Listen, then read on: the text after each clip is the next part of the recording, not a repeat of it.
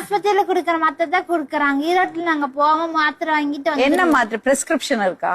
இருக்குதுங்கம்மா. கொடுங்க. உனக்கு ஏந்திருக்க முடியலையா காலையில? அதெல்லாம் ஒண்ணு எந்திரிப்பேன்னு. அப்புறம் 1:30 மணிக்கு ஏந்திருக்கிறது? 1:30 மணிக்கெல்லாம் எந்திரிக்கிறாங்க. சீக்கிரம் எந்திரிச்சிடும்னால 9 மணிக்கு எந்திரிப்பியா? என்னோட இஷ்டம் எல்லாமே. அது எப்படி உன்னோட இஷ்டத்துக்கு நடந்துப்ப?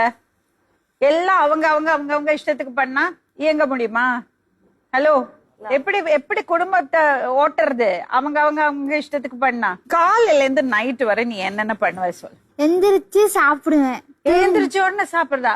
பல் விளக்கிட்டு குளிச்சுட்டு சாப்பிட்டு தூங்கிடுவேன். அதுக்கப்புறம் போன் பாப்பேன், வீட்டு வேலையெல்லாம் இருந்தா செய்வேன். அளவுதான். இதை தவிர என்னால எதுவும் செய்ய முடியாது. ஏன்?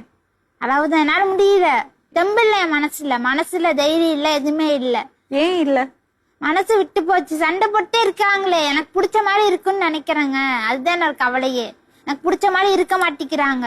அதுதான் என்ன பண்றேன்னு தெரியல. முழிச்சிட்டு இருக்கேன். இன்னமே ஒன்னு திட்டுறாங்களாமா? திட்டுறாங்க. யாருமே திட்டலீங்க.